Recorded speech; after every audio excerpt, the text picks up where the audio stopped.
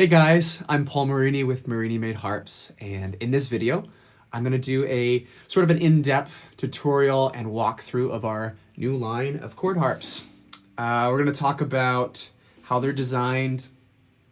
I'm going to talk about how to tune them, how to hold them, and of course, how to play them.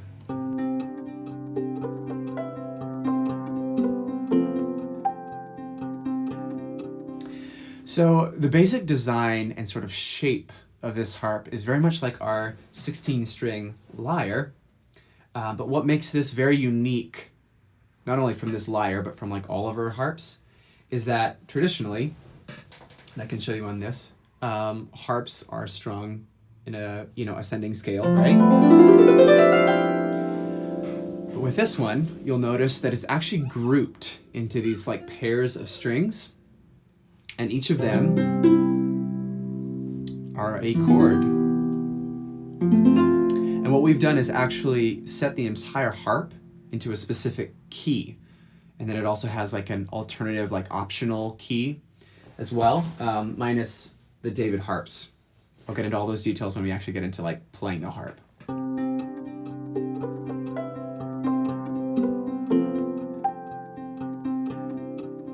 All right, so before we actually talk about tuning the harp, let's talk about some gear that we're going to need in order to be able to tune the harp.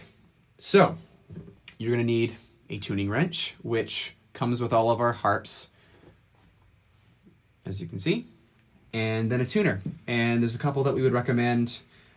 We have this, it's called an Eno tuner, and you can get them actually directly from us or just online. And what's nice about these guys is that they can actually just clip right on there.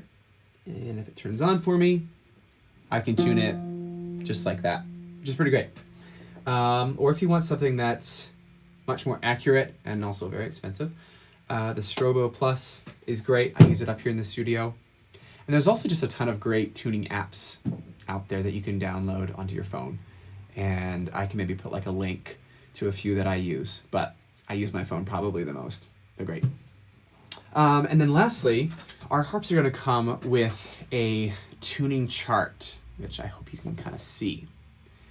And what's great about this is that it actually slips right in here, and then you can actually see the note that correlates with each string, which is quite handy because this doesn't go up in a sequence. So it's actually really handy to have this. All right, let's tune the harp up. Now, there is a couple different ways that you could do this. You can tune it upright like this, and maybe I'll just demo that real quick. I'll use the Eno tuner. And these are your tuning pins, your bridge pins, and so I'm just taking my wrench and I am going on the C note and I'm gonna pluck it. And I actually already previously tuned this, but say if it was flat, and it's the classic righty-tighty, lefty-loosey, right to raise the pitch. And often what I will do is just go slightly sharp, and then if I give it some extra tension like this, you can actually see it flattens the string. It puts extra tension on it, which actually ends up lowering the pitch. So I'll often actually slightly overtune it and then kind of just stretch it a little bit to bring it back down to the exact pitch that I want. But I actually often will tune the harp just laying down like this. I find it actually easier, and I actually might just put, the tuning chart underneath it so I can reference it, and then I can kind of, go through and tune it this way. I just find it a little bit easier to work with all the strings that way. All right, let's talk about stringing for a little bit. Should you ever need to change a string? We have two different types of strings that we use. We have the classic nylon string that we use, and then we also have a nylon wrapped with nylon string. And a couple pieces of gear that we're going to need, or just actually one extra piece of gear, is just a simple pair of pliers or snippers, something that has a little, snipper that you can use to trim your string length to the right size. You can get spare strings, extra strings through us. And so I'm actually just going to talk you through how to string or restring this harp should you need. So the back of this harp, if you see, the actual reason we did this sort of like leaf flower shape is that because, if you see, the strings, because they're in groups of chords, they don't go sequentially in one direction. So the holes ended up having to be, because of string lengths, all over the place. So it made it a little bit tricky of like, where do you put a sound hole? So this is what I came up with, and that is this sort of leaf pattern, and it kind of gives me access to actually all of where I need to go with the strings. And so to restring, I'm gonna need to actually take off a string so I can show you how to restring.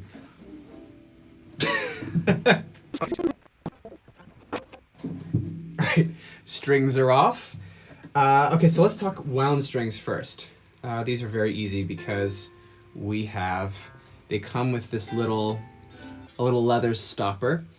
And so for these, you have to go in from the back. And so I'll flip it over like this, and I'll find my hole here, and I will just take it right through. Pull it through until it's snug.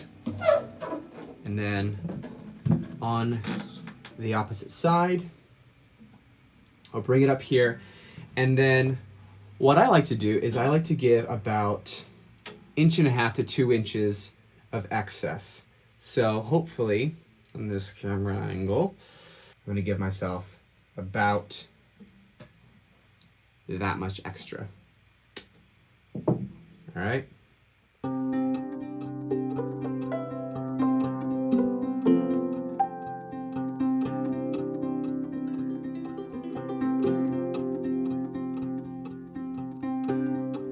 And so then what I'm going to do is I'm going to bring it through the little hole in the tuning pin, and I'm just going to give it like not even a 1/2 inch, but just a little bit of excess on this pin. And then obviously we're going to the right. This is how I like to wrap a string. I start by taking it under where the string is coming, and I do it 1.5 times, and then when this little piece of excess comes around the next time, I bring it over top. Hopefully you can see some of this. And what that actually does is it actually crisscrosses it over the string over itself.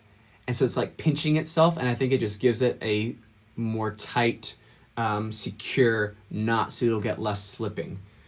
And then from there, we just keep her going until we bring it up to tune. Now, if you're putting on a brand new string, there's going to be a lot of extra tension that needs to be kind of like taken out of it. It'll want to stretch a lot. And so what I'll often do is, as I'm tuning it up, I'll over-tune it a little bit, and then I'll actually like tug it, give it that extra tension. See that? And just do that a few times just to help kind of get it adjusted and acclimated so that it actually holds its pitch a little bit better. All right, so for the regular nylon strings, they're a little more complicated because we actually have to tie a knot to keep them secure. But what we have to do is, for the wound, we go through the back. For the unwound, the regular nylon, we actually go through the top, through the soundboard. So I'm actually just gonna stick the string through the top.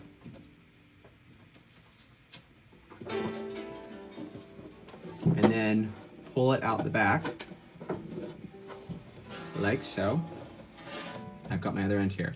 And now, with this end, I'm gonna tie a knot, and it's called a half hitch knot. Just check my notes. And so there's instructions that we can send that you can actually see like a step-by-step with this, but I'm gonna kind of go through it. So the half hitch knot basically works like this. I take about maybe a little bit over 1 inch, and I fold it over and make a sharp as much as I can, bend, crease, so that I kind of double it like this.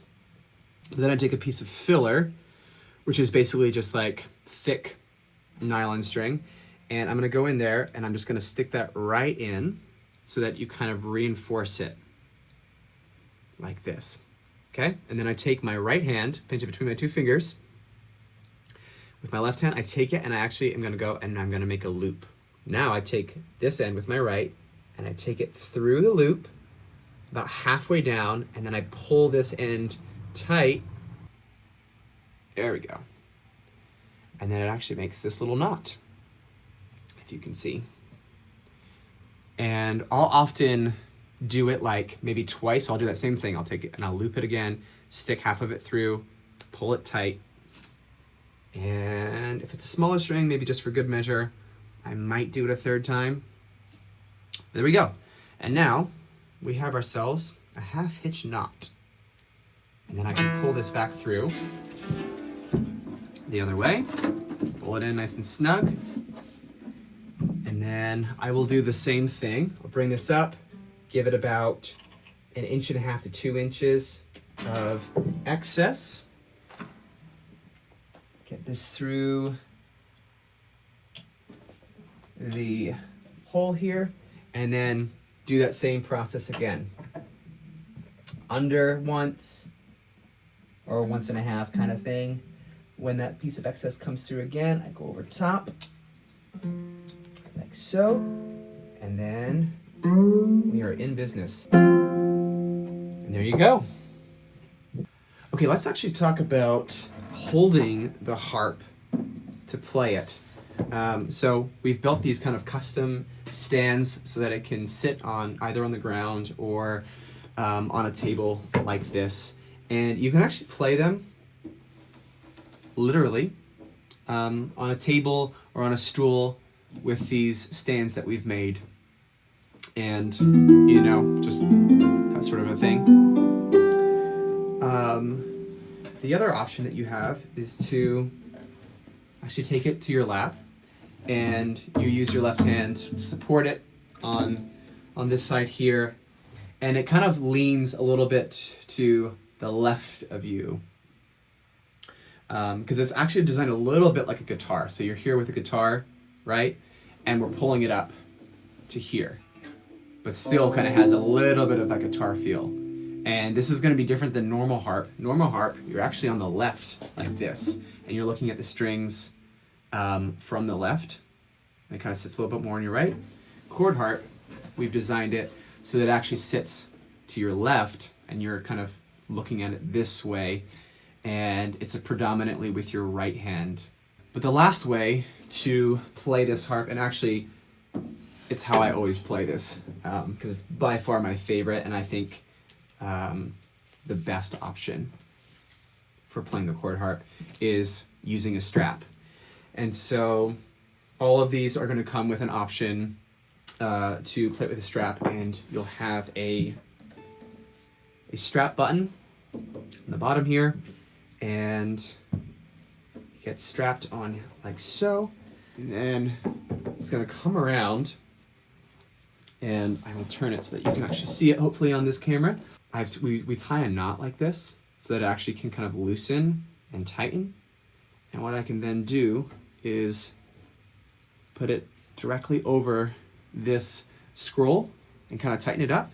And then voila, I've got myself a strap. And again, this is going to be worn very much like a guitar.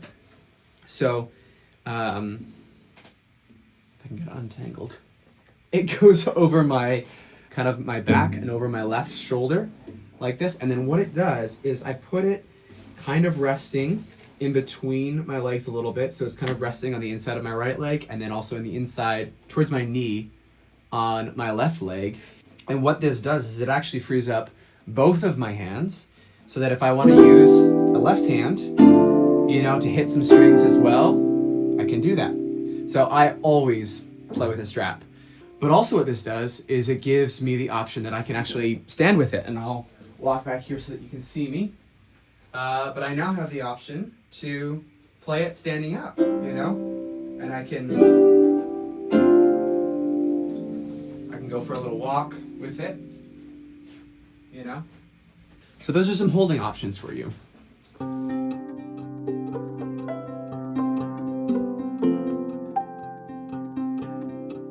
All right, so as we actually get into playing the harp, there's a couple things you should know. One of them is that, if you'll notice, there's a red string and there's a blue string. And that's because, if you see on all of our other harps, all of our C strings are colored red and all of our F strings are colored blue. And that just gives the player kind of a visual reference to know what notes and what strings they're playing. And now for the chord harp, even though there's more C's and F's, all you need to know is that for the C chord, the first string is colored red, and for the F chord, the first string is colored blue. And you can also see that we offer an optional kind of transparent lettering that can go right on the top of the sound chamber here, also to kind of give you a visual aid of what chords are which. One other thing you should know is that each of our chord harps are actually laid out slightly differently. They have slightly different chords within them. Our bass chord harp, which is set in the key of C, has an option of the key of G, and has a specific set of chords in it. And our G harp has, I don't know why I referenced there because it's not there. Our G harp is set in the key of G and also has an option of C, but it's laid out slightly differently. And then our David harps, one is in the key of G and one is in the key of C. And those don't have an alternative key. Those are very specific to what we designed them for. For all those details, you can go to the website and look at kind of like the breakdown of what each chord is and how they're voiced. Okay, so playing the harp, you'll notice that I have it plugged in to the pickup, line in to my computer. So what you'll be hearing is actually from the pickup as well as from my room mic. Okay, so the first thing that we're gonna start off with, which is one of the beautiful things and really why we designed this harp the way we did, is that we wanted it to be a harp, as we've said, that anyone can play, but also a harp that someone could make beautiful music on from day one. And to do that, we're just gonna start out and I'm just gonna literally use my thumb and play over a grouping of strings.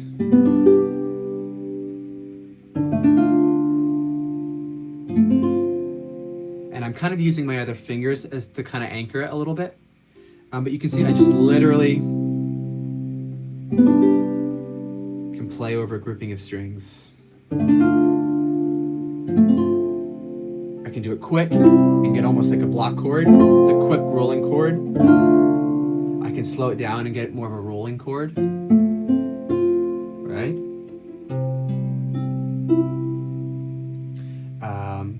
I can repeat it to get almost an arpeggio type thing. But I can also use more classic harp technique, which is kind of this position where your fingers are actually doing, hitting each individual string, your thumb's kind of at the top, your fingers kind of like so, and it snaps in, your thumb snaps in, and then your fingers, each finger kind of sequentially goes in towards your palm. I can get block chords like that.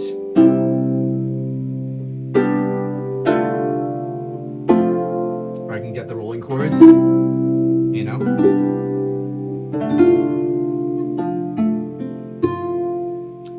But where it gets really fun for me is that I can also add my left hand and I can begin to actually layer chords, and I can use notes from other chords on top of the chord I'm already playing with my right hand and get nice colors and different voicings.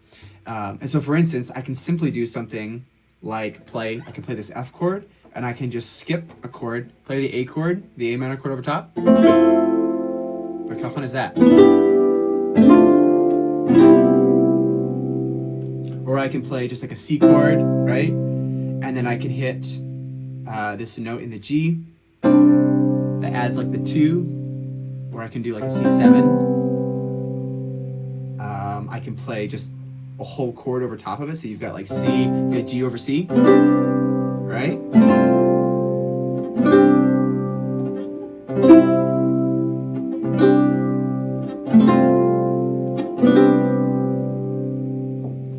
Different variations. So like, here's our normal C, but then I can do like the first inversion of it, kind of like a, you know, right?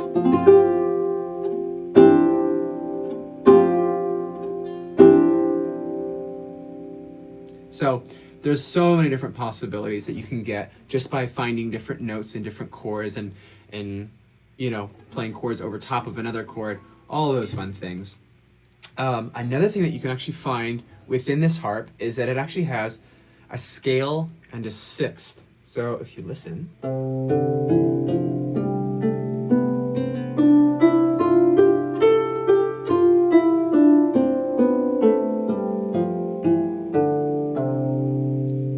it's a little complicated, but it's in there.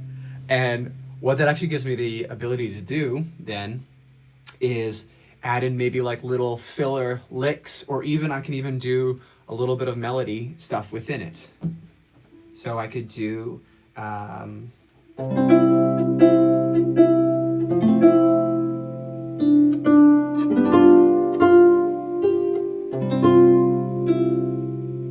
another thing this harp has the ability to do is actually to be strummed and played rhythmically like a guitar. And I found these leather picks, and I'll put links to where you can find them. But you can literally use a leather pick. Sounds good because it kind of gives that warm harp sound. But I can actually literally play it like a guitar because it's grouped into chords. So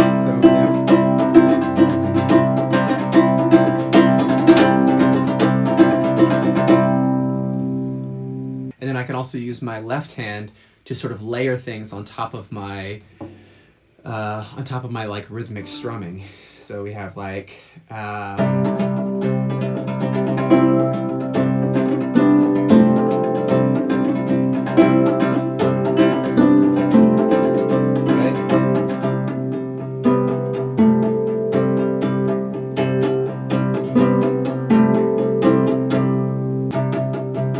can do a little drive thing like this, you know? Stuff like that. One of the things that is a little more difficult though on this harp is that with a guitar, I am changing the chords with my left hand and my right hand stays the same.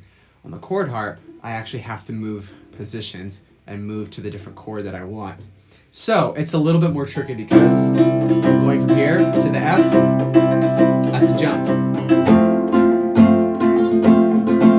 So if you'll notice, what I've learned is helpful is that I actually will sometimes like muff the strings next to it, so it helps me jump. So if I'm jumping from C to F, it's actually helpful for me to like muff these, and it just gives me a cleaner transition. So like, because what can happen without it, if you mess this a little bit, you start just playing, you know, all kinds of notes. So I'll do this, and then I'll muff it. Go to A.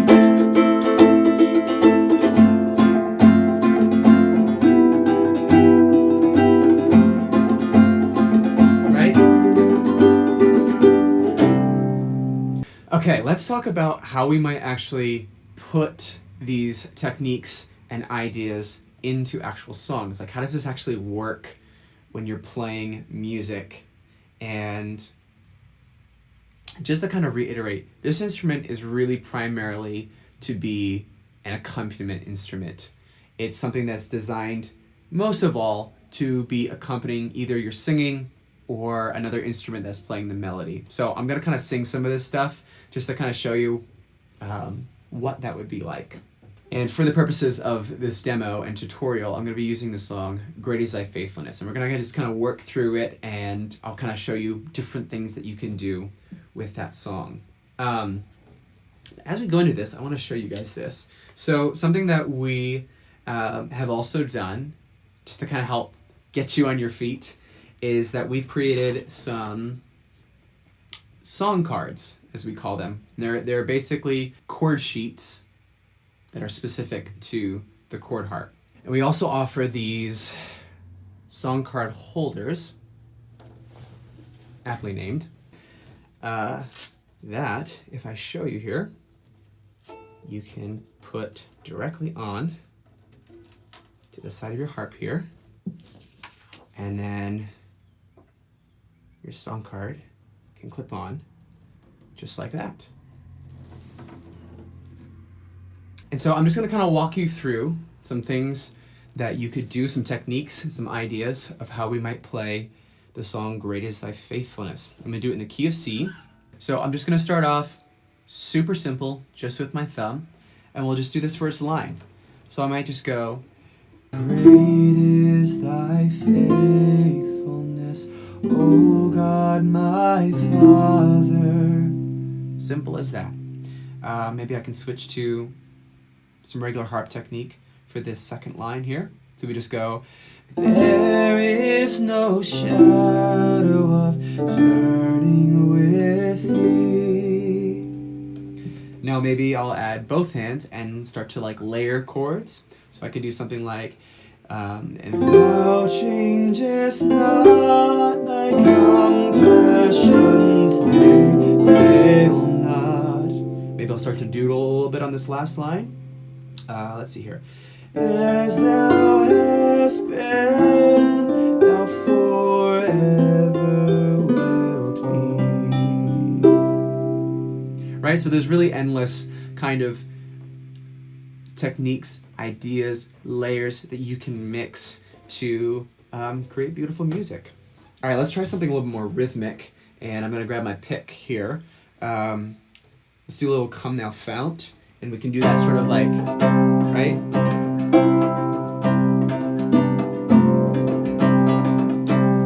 I could just start off, do it very simply like, Come thou fount of every blessing, tune my heart to sing thy grace. Or I could maybe add my left hand as well. Come thou fount of every blessing, tune my heart to sing thy grace. This picking technique is really good for a lot of like the modern worship music that's out there. So if I was doing, for instance, A Little Goodness of God. And all my life you have been faithful. And all my life you have been so, so good. With every breath that I am able, I will sing of the goodness of God. Something like that. Let's talk about alternate keys a little bit. So this chord harp, the specific one, has an alternate option of the key of G.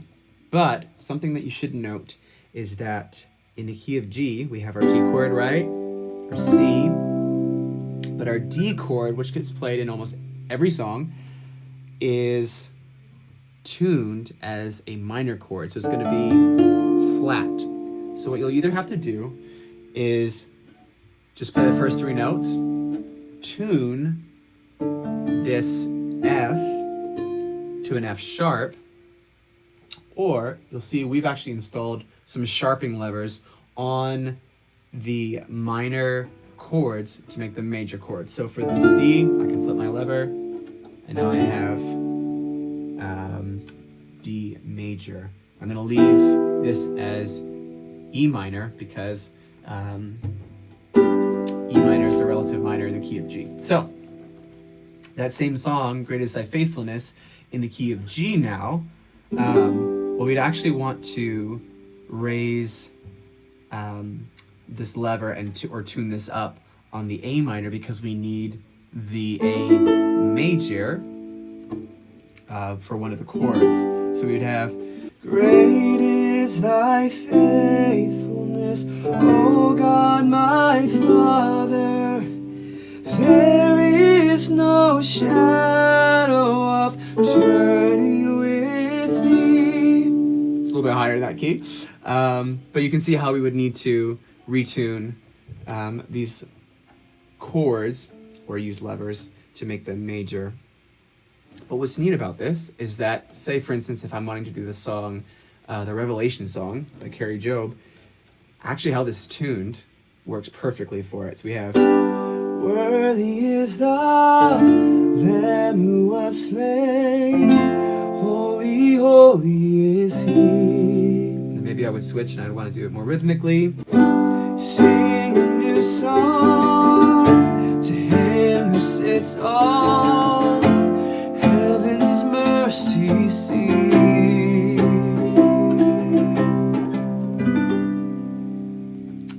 So yeah, that's about it. Thanks so much for watching this video. And I don't know, I hope this tutorial is giving you not only a lot of good information about the harp, but also just some good tools and ideas to get started and make some beautiful music with it. If you want more information about the Chord Harp or about our business, you can go to our website at marinimadeharps.com. Thanks again so much for watching this. Blessings, and have fun.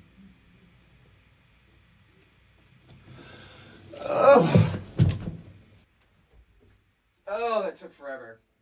That took forever.